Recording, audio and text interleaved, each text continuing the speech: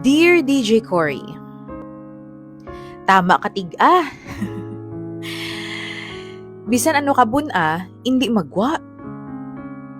Itago lang ako sa ngalan nga Nico. Umpisahan ko ang istorya ko sang nag-apply kami sa mga amigo ko sa isa ka company sa Iloilo. Sa company nga ato nagatrabaho ang tiya sang migo ko, so may backup kami.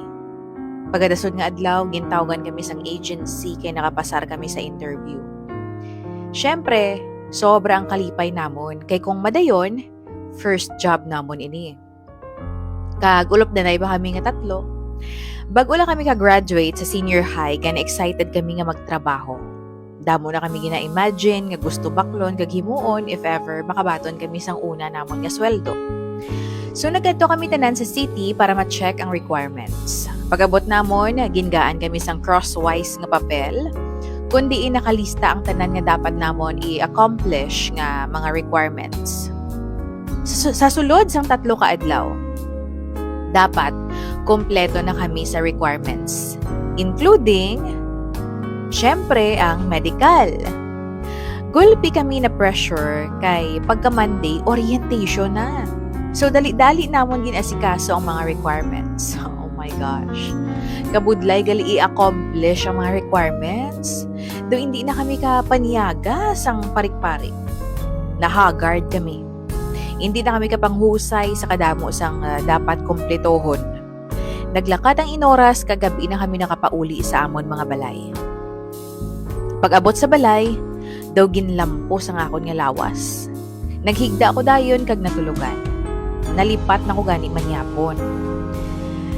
Pagkadason nga adlaw, ginpabalik kami sang agency kay may importante kuno nga ipahimo sa amon. Sang ato na kami, ginhambalan kami sang in charge nga bago kami magkadto sa clinic, kinahanglan may dala kami nga jebs. Yes. Ay, ano ba yan? Nanggugulat naman yung busina. So yes, may dala kami dapat kuno nga jebs. Nagnganga kami nga tatlo. Nagnganga kami nga tatlo tungod first time namon nga mag-apply sa obra. Ang ingay. Kay first time namon nga mag-apply sa obra. Wala namon maintindihan ang nakalista sa requirements nga stool exam. Mga syunga. Abi namon ya sa stool. Daw test lang. Daw exam sa school, kumbaga. Hambal pa sang syunga akong amigo nga daw sa piho. Stool exam bala. Syempre kung magkuha ka exam, di bala gapungko ka sa stool. Kaloka.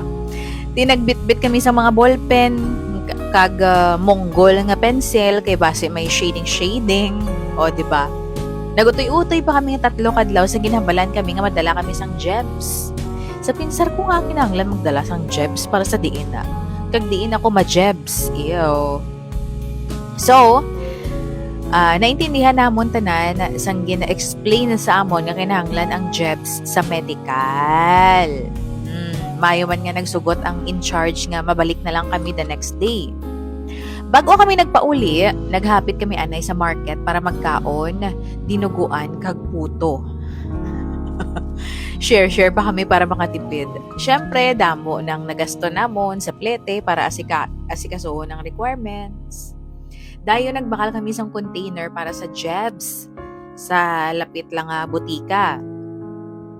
Pag-abot ko sa balay, daw nakabatsyag ako sang hilab sa tiyan. Daw mamoshin ako. Sa pinsar ko baw timing. Kinahanglan ko ang jebs para sa agency, so this is it, pansit. So nagsulod ako sa banyo, nag-jebs ako. Ulala, swabe. Nagadalhay lang. Gin-ready ko na ang gamay nga container para sa stool exam, kag stick sang popsicle para inugkuhit. Sang kuhiton ko na tani ang mahiwagang jebs, nakibot ako. Kay kaitom sang jebs ko. Siguro. Tungod sa dinuguan nga ginkaon ko. So nag-decide ako nga hindi na lang anay pagkuhiton ang mahiwagang jebs. So ginreserba ko na lang anay ang container. Hambal ko sa aga na lang ko ma-jebs. Kinahanglan piliton ko gid.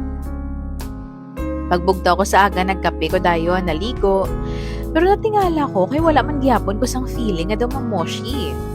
Ay, syota. Paano ni man? Hambal ko sa pinsar ko. Kinahanglan may bitbit na ko yung nga jebs pagbalik ko sa agency. Ambot ano nga kamalaso ng akon nga bisan ano ko kabuna. Hindi niya magwa. Nagapanago gihapon ng jebs sa mahiwagang kuweba. Dugangan pa sa mga amigo ko nga way patay text kay excited na sila yung magbasiti. Bisan epic fail ang pag-jebs ko, naglakat na lang ko. Nagbiyahe kami nga 3 pa Iloilo City pero nagdiretso kami sa clinic. Wala na lang kami naghapit sa agency, total sa clinic man ginahanglan ang jebs. Pag-abot naman sa clinic, malaba ang pila. Naghulat kami anay. Tapos ginpamangkot na kami kung di na ko ng jebs namon. Nga kami pareho ni Jeffrey kay ang migo namon nga si Eric lang ang may bitbit nga jebs. Pareho gali kami kapalaran ni Jeffrey. Wala man siya gali naka-moshi. Kay bisan ano niya kabuna, hindi niya magwa. Hambal sa amon sang medtech. Kinahanglan before 3 p.m. may mapasa na kami nga jebs. Hambal ko ayos, may time pa kami ni Jeffrey nga makamoshi. Ang ginhimo namon, nangita kami na isang kalanaan nga lapit para makakaon kami. Kag pagkatapos kaon, ma-jebs kami, bahala na kung diin. Strike anywhere, makamoshi lang para sa jebs. Pagkatapos, namon kaon, nangita kami ni Jeffrey sang banyo para magmoshi. Hambal namon, kinanglan, bago na magbalik sa clinic, may jebs na tangadala ha. So, ang isa ka cubicle akon, kagang isa naman kay Jeffrey. Si Eric ang tagabantay sa mga gamit namon sa gwa. Pasimple lang kami ni Jeffrey. Nagsulod kami sa tuparay lang ang cubicle, bitbit ang specimen cup para sa jebs.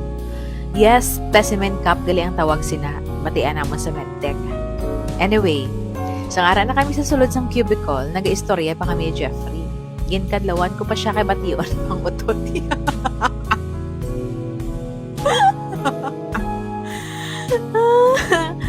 Ginkadlawan ko pa siya kay bation pang utot. Abi ko gani jebs na.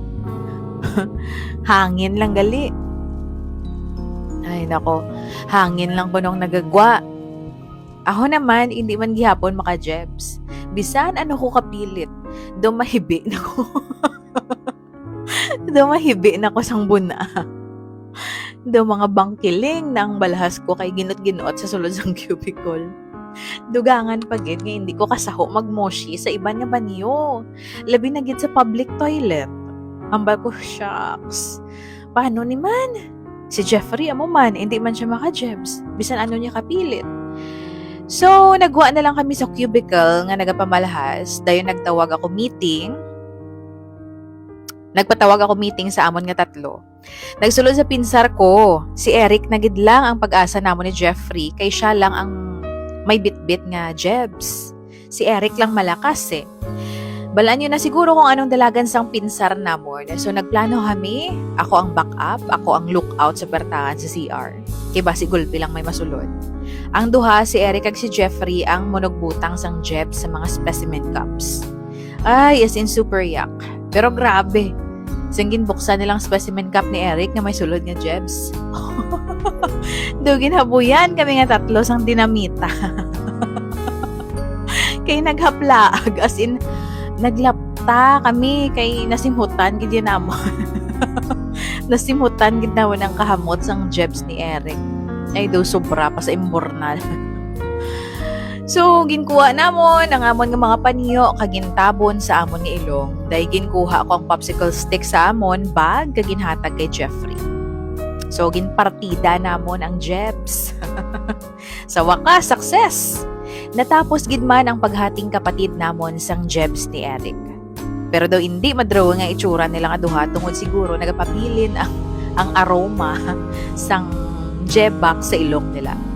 Hambal ko kay Eric, pre, napahuan naman nila isang jebbox mo no? Sa batisakon. May jebbox nga mo tao.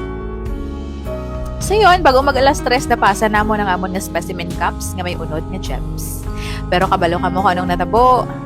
Ginpaliwat kami nga tatlo sang stool exam kay may nakita ko na nga parasite sa Jebax ni Eric. So ayun, lesson learned. Kung ayaw mo mapahamak, huwag gumamit ng Jebax ng iba.